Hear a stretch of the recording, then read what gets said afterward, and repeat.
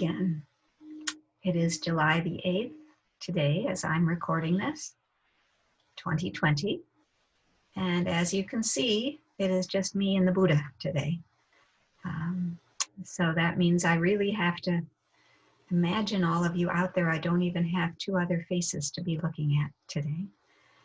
But I do imagine all of you, or as many of you as there are, there practicing with me. And I think of you each day as I'm practicing, and hope you too are using these practices, this wisdom that is so ancient and so very helpful in order to help you get through each moment of every day. We'll run today just exactly as we normally do. We'll do the chant on the reflections of universal well-being. First, I'll light the candles and the incense, and we'll do the chant, then I'll ring the bell, and we'll have some meditation time. Then I have some reflections I'd like to share, and then we'll do a dedication of the merit of the goodness we have brought forth by practicing together today, and we'll end the session. I do want to remind you that if you do have comments or questions, please send them to your chaplain, and he will be able to forward them to me so that we can be responding to anything that is active and a question for you right now in your life. And then we would respond in the next video we make. We make them about every 2 weeks, not always, but usually every 2 weeks. So let's get started. I'll go light the candles.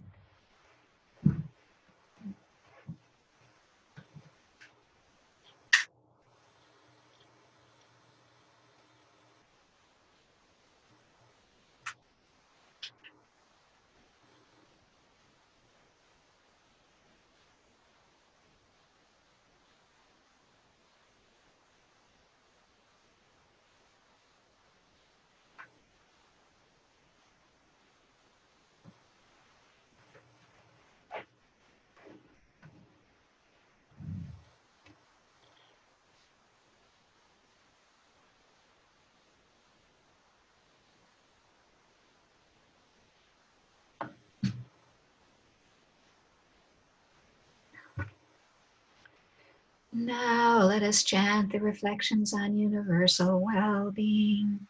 May I abide in well-being, in freedom from affliction, in freedom from hostility, in freedom from ill will, in freedom from anxiety, and may I maintain well-being in myself.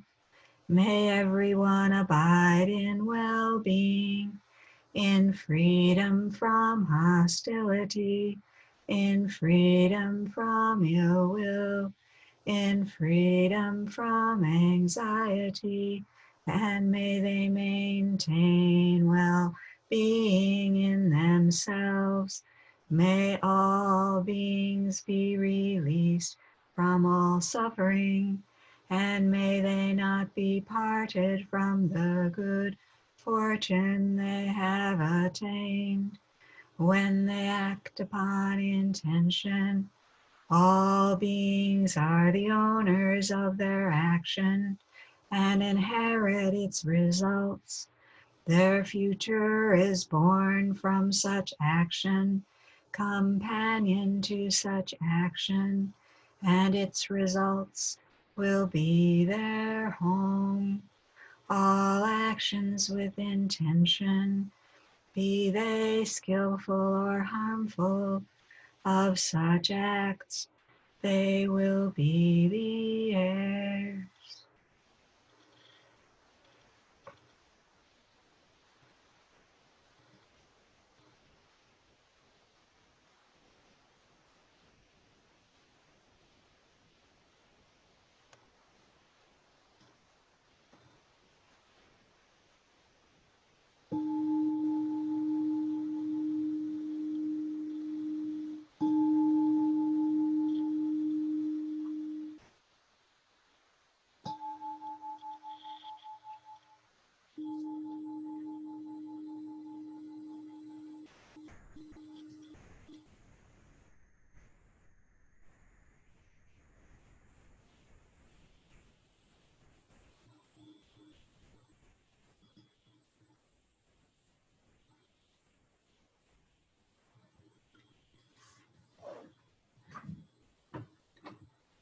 So gently tuning into this moment.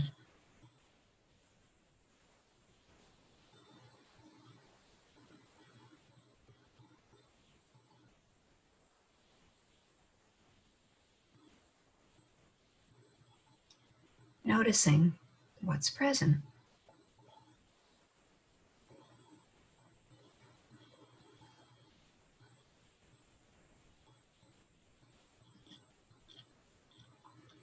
A useful way may be just to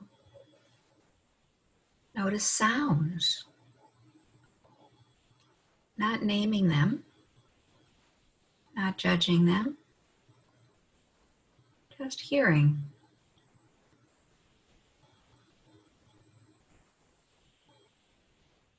Letting the sounds come to you. You're not going out looking for them, listening for them. You're just resting here in this moment, letting the sounds come to your own ears.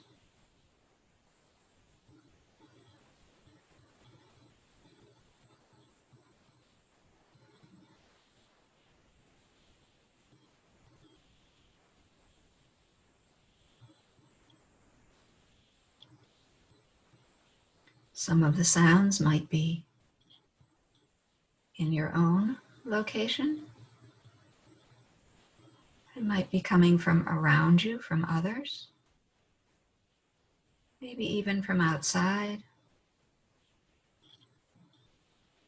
maybe from inside, maybe the sound within your own body. But just letting them arise and end.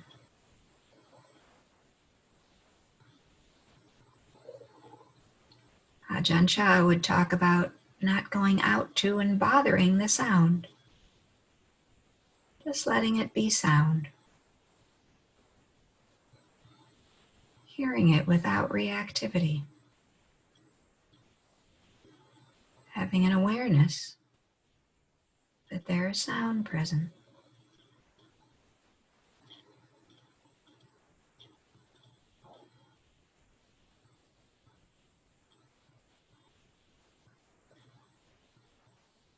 And as you begin to settle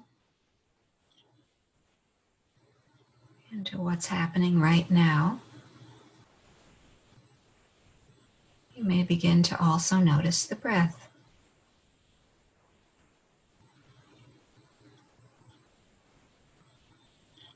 Allow yourself to rest with the breath just as you previously rested with sound.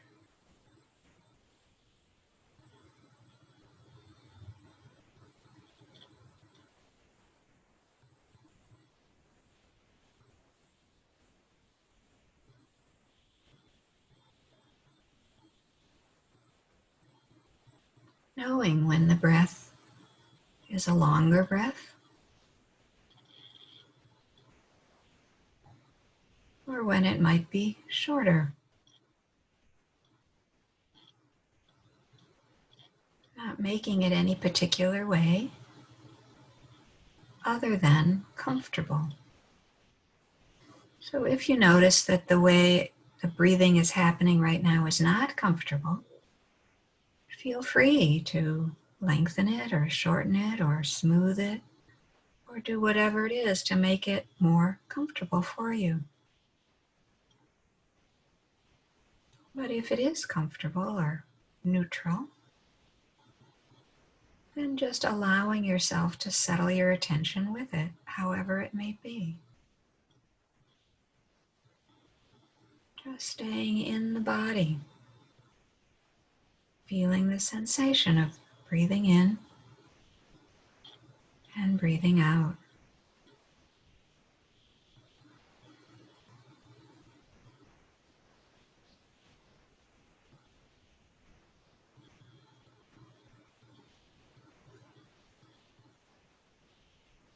Breathing out long and slow is an excellent way to calm the nervous system. calm the mind and the body. So if there is a sense of agitation or distraction or restlessness right now, you can try using the breath as a soothing element. Breathing out slowly.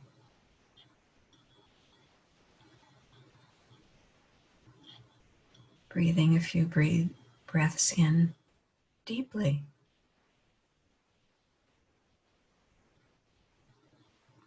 Breathing out slowly.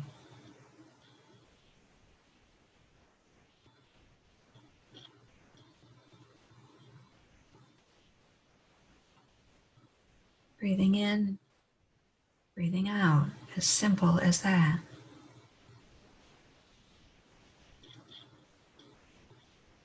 Noticing if the mind is racing away, trying to engage your attention, but not letting it. You can notice that those thoughts are arising, but we don't engage them.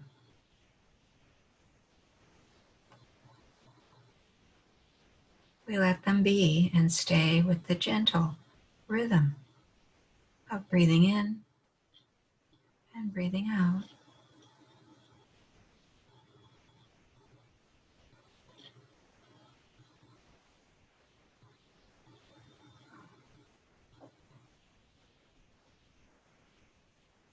And as you do that more consistently, more intentionally,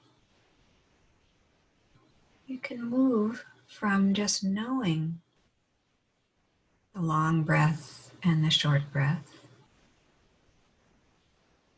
into training the attention to know the breath in the whole body. The Buddha spoke of being sensitive to the breath. Sensitive to the breath in the whole body. So for many of us, the place we're most able to be sensitive to the body is in the hands and the feet. So you might begin by noticing any sensations you can feel in the hands or the feet. And just stay with that awareness of those sensations.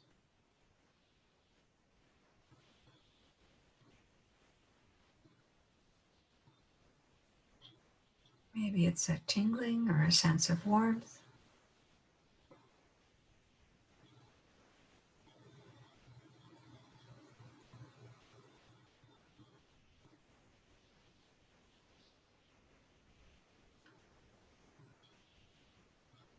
Paying attention, refining awareness to feel inside the body. What's happening inside the hands?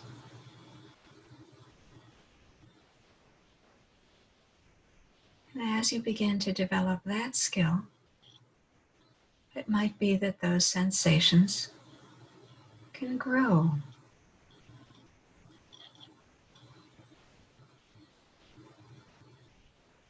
You might notice there are other parts of the body where you don't feel anything. That's fine. Don't make it a problem. But maybe there are also other parts of the body where you do feel sensations. Maybe in your shoulders or in your face, in your belly.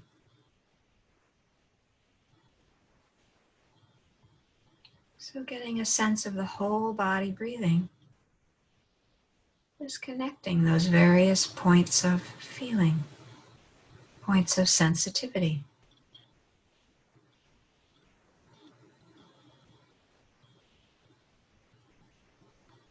Noticing, how might that happen? How can the sensations in my hand move or grow or connect to that sensation I do feel in my elbow?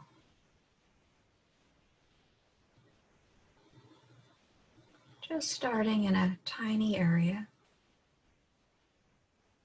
and through gentle awareness, letting it grow, not forcing it to grow, but noticing how when you do pay careful, close attention, it's very likely it might slowly, gently begin to spread from the hands, maybe up into the wrist a bit, maybe up into the forearm. Perhaps that whole arm might feel alive, sensitive.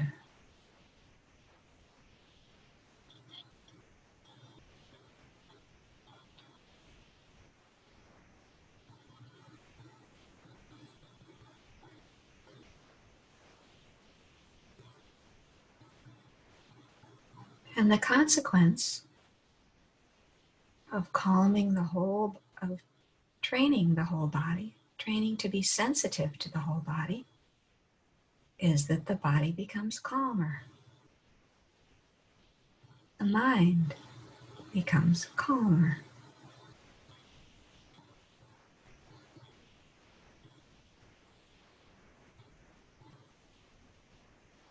And it happens not by magic, but by your clear intention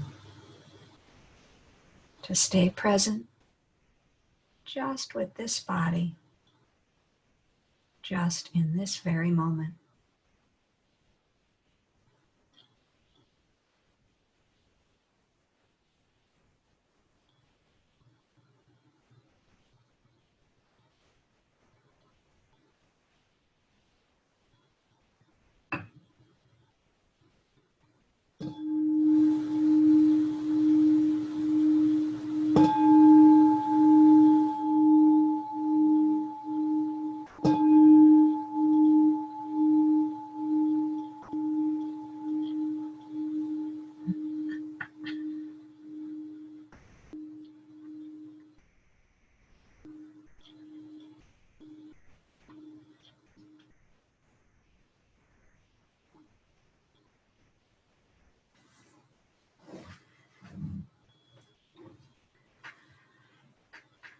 So I hope that meditation did allow a little bit of calming, a little bit of clarity, a little bit of settling.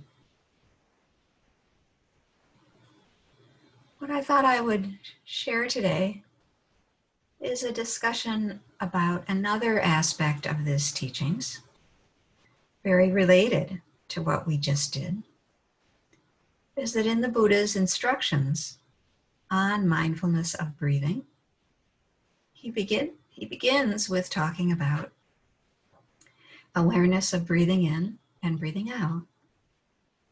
And then he talks about awareness of the whole body breathing.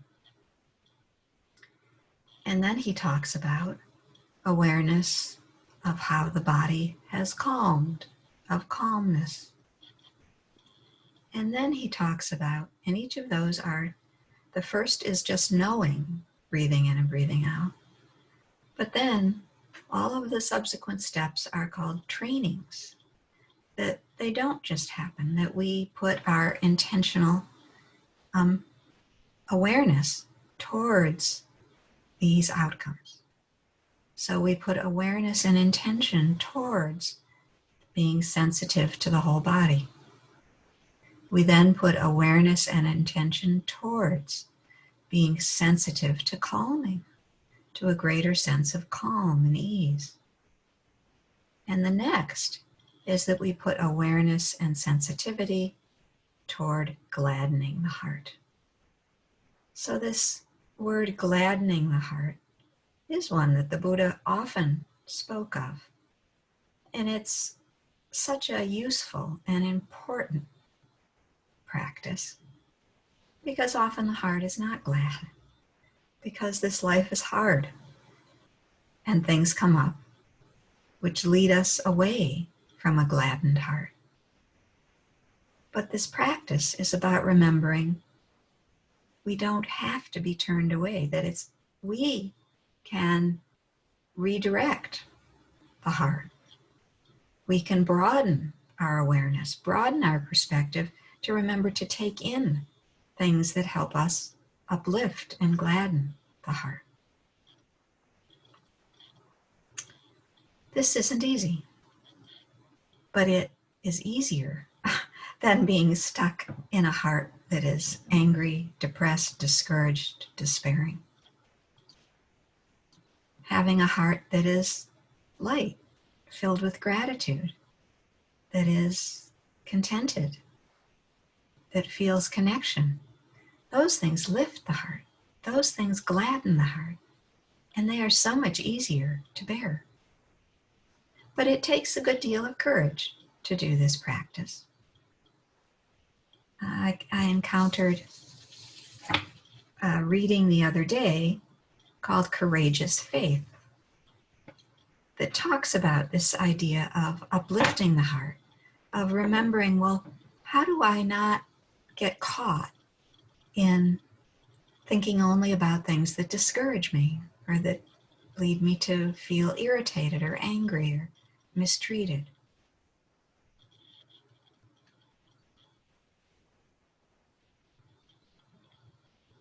And in this essay or Dhamma talk, this monk says this. He says,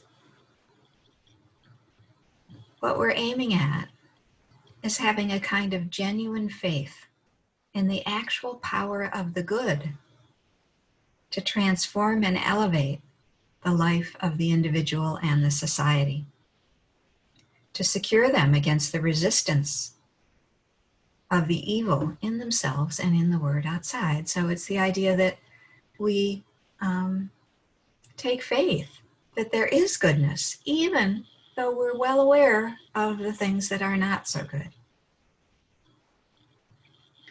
He says, too few dare to entrust themselves to the powerful current of the good. Too many secretly believe, in spite of a vague sort of faith, that the power of evil in themselves and in the world is stronger. Too strong, in fact, to be contended with. Many politicians everywhere in the world seem to believe that, particularly those who call themselves realists, obviously implying that only the evil is real.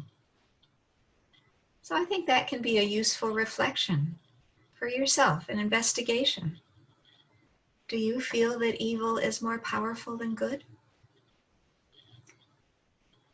If you do, that's a pretty despairing and discouraged state of mind. Do you think that evil is more real than good? That evil deserves attention and good doesn't? Good is somehow a silly thing to look at? It's not important enough? There's not enough of it to make it worthwhile looking at? Again, that will lead you to a lot of unhappy mind states. I think we had a very powerful example of someone not believing that, someone really believing in the fact of goodness in the world, goodness in themselves, goodness in others, and that goodness is more powerful than evil. Just this last week, you may have heard that Bubba Wallace, the NASCAR driver, was, what's the word I want to use? Insulted, disparaged by our president. Told he should apologize for some reason, which was not clear. But Bubba Wallace replied in an inspiring way, an uplifting way, a way which clearly points to his recognition that there is good in the world and that good is more powerful than evil. And this is what he said in response to this tweet from the president. He said, always deal with the hate being thrown at you with love. Give back love to it. Love over hate every day, Love wins, he said. So investigating for yourself, are you there? Can you accept that love wins? Love in the general sense of joy, kindness, goodness, a very broad sense of just wholesome qualities. Do you feel that wholesome qualities are more powerful than those qualities that pull us down, that make us discouraged and despairing and depressed and angry with ourselves, blaming ourselves and others? Can you believe that those wholesome qualities are more powerful? And if they are, then it clearly is worth cultivating them, developing them, turning towards them. So I've been thinking about this because this is a time in our whole country when there is a lot of terrible things occurring. There's the illness, there's the racial unrest, there's just the cruelty and little girls being shot. There are a lot of terrible things happening. We are in a very chaotic and unsettled period of our history. And it may well be that you feel that that's the same in your own life.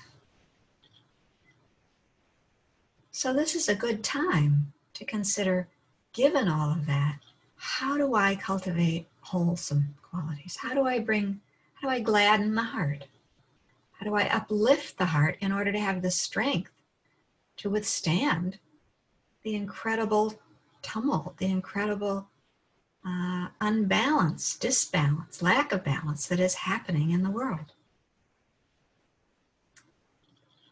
So I've been thinking about that now, but it also brought to mind a time when I really needed to reflect on that in my own situation. The time that I think of is a time at the end of a long retreat for me, a month-long retreat. And it had been a really remarkable retreat with an amazing teacher, wonderful teachings, and my own response, my own practice during that time had actually been very even, very pleasant, very happy. So as the retreat was ending, not surprisingly, I noticed the mind start to drop. The attitudes begin to drop. So it was the end of the retreat. I was staying on at the retreat center for a short while, but everybody else was leaving. New people would be coming. But our teacher was leaving, and all of the people I had spent this month with, day after day, were leaving, and I was left behind. It was my choice to be left behind, but still, it felt very much like being left behind. And that's not a fun feeling. And so I could really start to notice, because I had been mindful for so long, fortunately my mindfulness was still strong, and I could notice how I was getting upset, I was getting sad, I was getting irritated, and things were starting to bother me, and I was starting to blame myself and blame other people and doubt the decision I had made to stay, and all kinds of unwholesome mind states were arising. And I thought, oh, okay, this is not so helpful. And I went back into the meditation hall, and I sat to meditate, and I could see this mind state start to drop, drop, drop. But I could remember my teacher's instructions during the retreat to direct the mind towards that which is wholesome, towards that which is helpful, towards that which is uplifting, not towards that which is discouraging, which is irritating, which is frightening. So I could breathe, and instead I could bring to mind What an amazing opportunity I had had. What a gift it had been that I had these 30 days with this teacher and with all of these other practitioners. What a beautiful, incredible, unusual, fortunate opportunity it had been. And so I could cultivate gratitude, kindness, joy, and absolutely those other qualities weakened, those discouraging, non-glad feelings weakened, and gladness arose, uplift arose. It wasn't the happiest moment I've ever had in my life, but those other feelings, those unwholesome mind states, didn't take over. They weren't what was predominant. Instead, what was predominant was a sense of gratitude, a sense of amazing good fortune, a sense of appreciation and joy for the life I had just had for those 30 days. And it was an unbelievable help. So that's what gladdening the mind means. It doesn't mean that we close our eyes, that we're ignorant of the difficult, evil, awful stuff that happens. We're not. It means we broaden our perspective so that it's taking in the whole, because the whole always includes so much goodness, so much kindness, so many things we can be appreciative of. Appreciative of the gift of breathing. This was a gift we were given. We didn't order it. It was given to us as a gift of life. Appreciative of that. That's a big deal. Appreciative that we are breathing, that we are not on a ventilator right now. If we're able to do so, appreciative we can stand. If we're not able to do so, appreciative we can sit. Appreciative we can lay down. Appreciative we can sleep. So it's not about ignoring the pain. It's instead widening our perspective to take in the whole of our life, the whole of the world's life, and to know there is indeed so much that is beautiful. Nature, kindness, kindness within yourself, towards yourself, the kindness you offer to others. Being patient with your cellie. What a kindness that is. Not easy.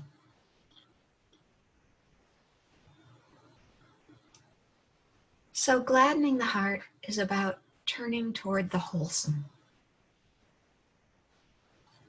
Finding it there and lingering with it. It's about not putting your intention into what is difficult, into the difficult places. Putting your intention into the places of your heart that are healthy,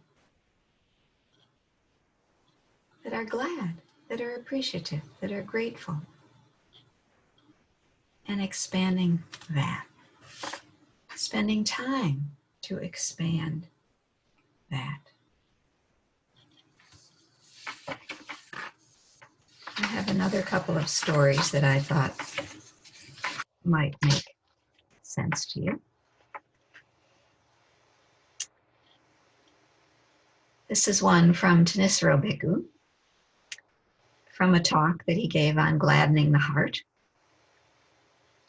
He says there's a story in the Pali Canon, in the teachings of the Buddha, of a monk sitting in the forest on a holiday night. Off in the distance, he can hear people playing music and having a good time, and he feels very discouraged. Here he is, miserable, sitting out alone in the forest, and everybody else is having a good time, he thinks. Of course, he's sitting in the forest to meditate. He's a monk. He's sitting in the forest to develop his spiritual life, his inner life. So he's sitting there feeling very discouraged and feeling everybody else is having a good time. And a deva, a spiritual being, comes to him. and says, look, there are lots of people who really envy you because they see where you're headed. In other words, they see that you, this monk, is developing his inner life, developing his spiritual qualities, developing his ability for his heart to grow and be open. The Deva continues, as far as the people out there having a good time, supposedly good time, their lives aren't headed anywhere, says the Deva. So to remember that, there are supposedly good times that are very fleeting, that leave you with nothing. It's like eating a bag of Cheetos. You eat them, maybe you get a stomachache, and then they're done. And maybe they tasted good for 15 seconds when you started, but they leave you with nothing. What we're developing through this practice, through your meditation, through gladdening the heart and mind in any moment of your life, you're developing something that has staying power, that has long-term value. It isn't just a short hit, a fast hit of pleasure. It is a pleasure that will sustain you, support you, long-term. So he continues, he says, so when the path, your practice, starts getting discouraging and the mind starts feeling dry, these are the things you can think about to remind yourself that you're on a good path. It may be a long path, it's not easy, it may take some time, but it's a lot better than not being on the path at all, or on a path that requires compromises in terms of your ideals, in terms of your sense of what's right and honorable. So remembering that what you're doing by trying to gladden the heart, by trying to meditate, by trying to make yourself the best person you can be, that is an honorable and worthy endeavor. And I bet you've seen it there in prison, that there are people who look at you and can't understand what you're doing.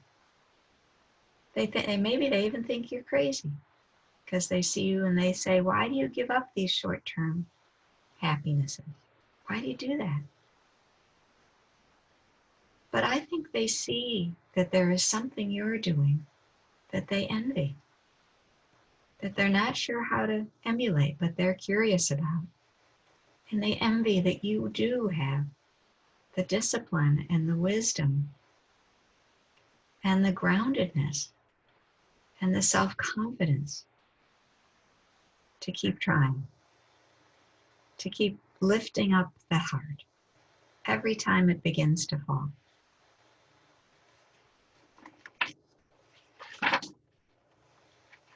And here's how he ends. He says, so be the sort of person who's always hunting for something skillful, wholesome to do, because this life is so short. If you spend your time just being depressed or discouraged, you waste so many opportunities for doing good. There's so much good that needs to be done in the world. So true. Start with little things, like keeping your surroundings clean and neat. I know many of you do that in the prison. And then work up from there. It's all worthwhile. There are so many ways you can gladden the heart. So many ways you can act with a wholesome intent, with a skillful intent. All it requires is mindfulness, awareness, being aware. Well, what's my intention when I say that? Is my intention kindness? Is my intention to be of help? Or is there a little bit of a dig I'm trying to get in? Is there a little bit of a judgment I'm trying to put in? How do I uplift the heart in that way? Whatever you can do to gladden the mind in a wholesome and skillful way is a part of being a good meditator. a really important part of your meditation practice.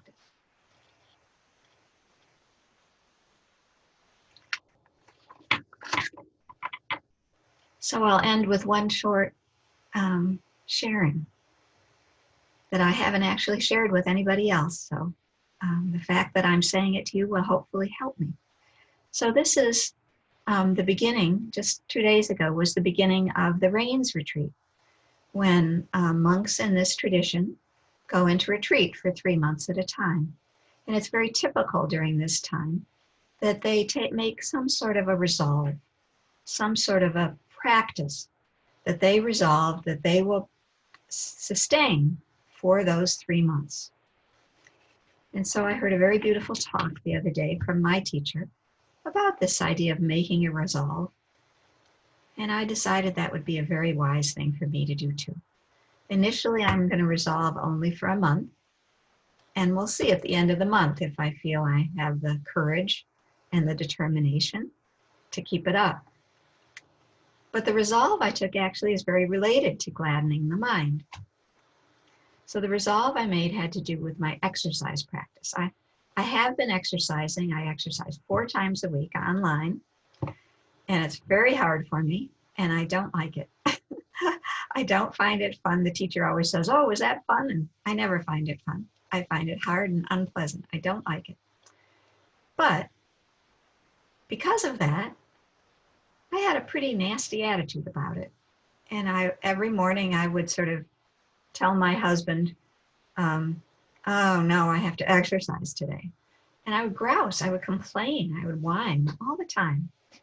And on a day when I didn't have to exercise, I would say, oh great, I don't have to exercise today. So I finally realized that that was really not helping at all.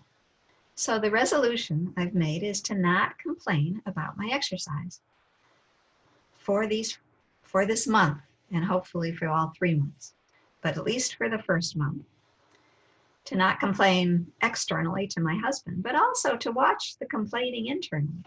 To not wake up every morning and go, oh, today is an exercise day, or hooray, it's not. To instead know, I decided to do this. I'm doing it for my own well-being. I'm an old lady. I have Alzheimer's in my family. I need to exercise. It is for my well-being.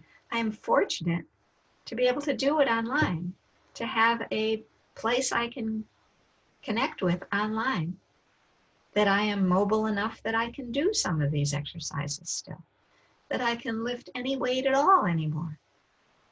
So to go there instead of this whingy, whiny, complainy sort of not liking it. So it's only 2 days. I'm 2 days into this resolve. But already yesterday when I exercised, I noticed it didn't seem as hard. To be there, the exercises were hard. But just the fact of being there didn't seem nearly so an imposition, so much of an imposition. So maybe there's a tiny little resolve you might like to take and see what that's like, knowing your mind is going to try to talk you out of it. Your mind is going to tell you, oh, never mind, this was useless, and what does it matter anyway? And your mind's going to do that. So be ready. And instead, you, like the Buddha, put your hand on the ground and say, no, I have resolved to do this. It doesn't matter whether it makes sense or doesn't make sense. It's small. It's for my well-being. I'm going to keep at it. I'm going to keep this intention strong. So I hope some of these things might be of help to you to uplift the mind when it starts to crash. Because having a mind that is a heart that is gladdened is a gift to yourself, a gift to everyone around you. And in fact, knowing that you have this life is enough to gladden every moment, because not everyone does. Not everyone gets even one more breath. So being grateful and happy to have each breath of our life is what gladdening the heart is about. So I don't have anyone here to push back on anything I've said or to give other perspectives on anything I've said. But perhaps you can reflect upon it on your own or with one another after the recording ends. And now let's just share the merit of all of us being here together today. I'll put it up on the screen.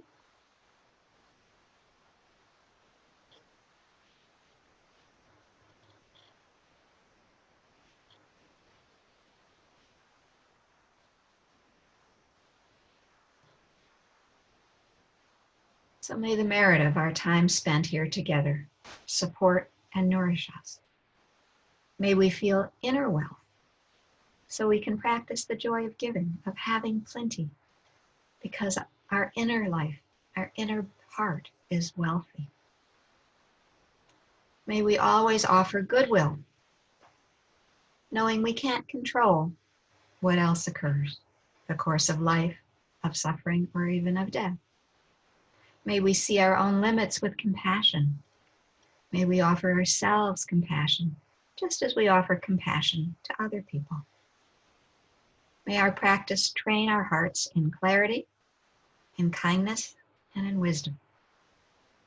And may all beings, every single one, not one left out, be well, be safe, and be free from suffering.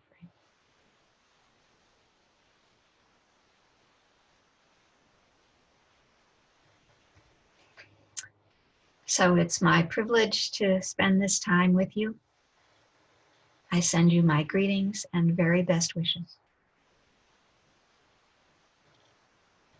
I hope that you know you do have the ability to care for yourself, to love yourself, to uplift your heart, and to live with joy, with ease, and with well-being.